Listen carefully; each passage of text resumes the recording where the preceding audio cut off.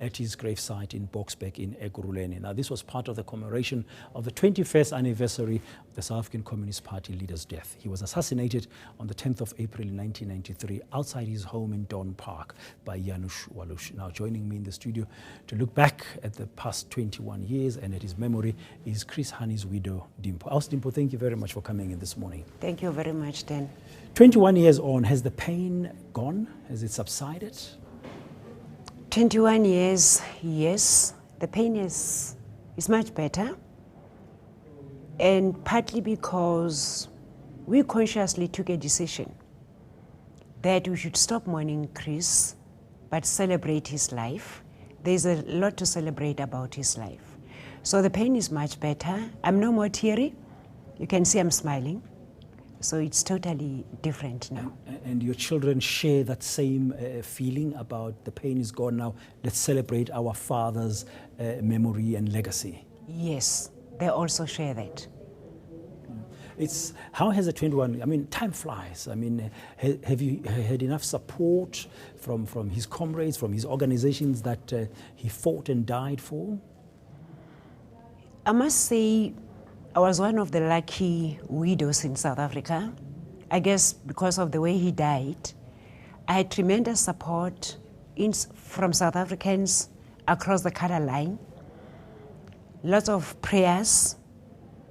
The ANC-led alliance has been extremely supportive for the 21 years. So when it comes to support, I am so grateful to the whole country. I'm so grateful to the ANC-led alliance. They have always been supportive, including when we had, we have had almost every year, the killers of my husband apply for parole. And I've had tremendous support from the ANC-led alliance, which I'm very grateful for. Yeah. Do you think you'll ever find it in your heart to forgive the killers?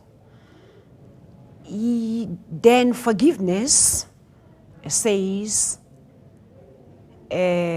somebody has to be sorry, somebody has to show remorse. In my view, I'm not God, but according to the Catholic Church, you go to a priest, you do your confession. Based on the confession, the priest will say, I'll pray for you, for God to forgive you. I'm of the view, and I feel extremely strong about it, that until such time that the killers of my husband tell us, not only my family, the whole country, the truth. Because there is no way then that those two guys planned the assassination of my husband on their own. As far as I'm concerned, though I cannot prove it, there are more people involved. Some of them are still around town, around the country, enjoying their life. Now, not that I care, but those two guys in prison are being sacrificed by a bigger group, whoever they are, wherever they are. If they ask you, those two guys, as Janusz Waluś and Clive W used to say, we want you to come and talk to us in prison, we've got something to tell you, would you go and talk to them? It's 21 years. I did try through some contacts to say, if you tell the truth, I'm willing to go to Justice Department to say you should be forgiven. And they showed me the middle finger. That's not helpful. Now, we are in the 20th year of our democracy in South Africa. Chris died a year before we voted in 1994. He never saw this freedom. Yes. And a number of people we spoke to, including yesterday, I interviewed Ayanda Dlodlo, who is a close family friend, and she was trained by Chris in exile during the dark days of apartheid. She's now Deputy Minister of Public Service Administration. And her recollection of him, she says he was one of the finest leaders this country has produced. And he wanted peace.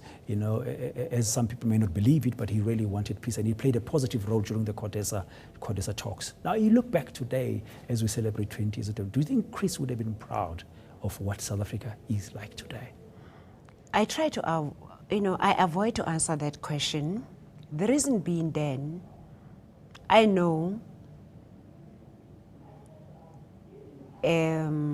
I don't want to answer for Chris 21 years down the line. The reason being, during his time, things were different. 20 years later, we are in a different space. Therefore, it would be unfair for me to say, if he were alive, this is what he would have done. Especially because, as an ANC cadre, he worked within collective.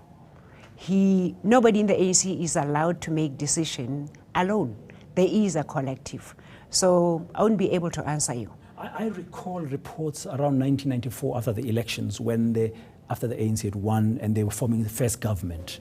There were reports and he was quoted in the media at the time as saying he wants to focus on helping the people on the ground really enjoy the freedom. He's not going to go to cabinet. He'd rather stay as a general secretary of the Communist Party. I mean, he was really a man of the people. Do you think today he would still be doing that and avoiding all the trappings of power and what comes with it? It is true. Chris made that statement that he will not go into government. He'll be with the people to make sure that what has to be done has to be done. However, he was an ANC member. There was no way, because in the ANC, there's a term which is used where it is said you are deployed. So having been a highly disciplined cadre, I'm not so sure how he would have avoided it, because he was an ANC member, so he had that personal wish of not getting involved. But there's an ANC, the family, a collective. Okay, and very briefly before we finish, I have to ask you this. I think one of your daughters has joined the Gang and then joined the UDM, or your family. Do you talk about those kind of things today, of where your allegiances should lie in memory of Chris? Because I mean, the children grew up in an ANC home. I mean, it's a democratic country and people are free to choose. But is it an issue that bothers you, or people you say, my kids, you are free to choose? Then the woman that you are talking of, her name is Phindile Madonsela. She is not my daughter. She is one of the two women who are claiming to be Chris's daughter. I have asked for a DNA test, and I am willing, after they have done the DNA test, to say, welcome home. But they've also showed me the middle finger. So those children, until they do the DNA test, it's a no-go area. But like I say, her name is Phindile Madonsela. The Vanessa Hani name comes with her claim to fame, that she's Chris Hani's daughter. Okay. So she is not my daughter. Okay, now to conclude, what kind of memory do you want us as South Africans to take forward beyond this 20th democracy of Chris Hani? As South Africans, I would like us to, the ANC has done what they had to do. There's still a lot of work to be done, and I think we should be patient. 20 years is not enough to do everything, and we have to give them more time to do more. And I believe we'll see better results. Let's vote them in power. Thank you very much. That's Limpho Hani, the widow of the late Chris Hani. Know more about your world. eNCA.com.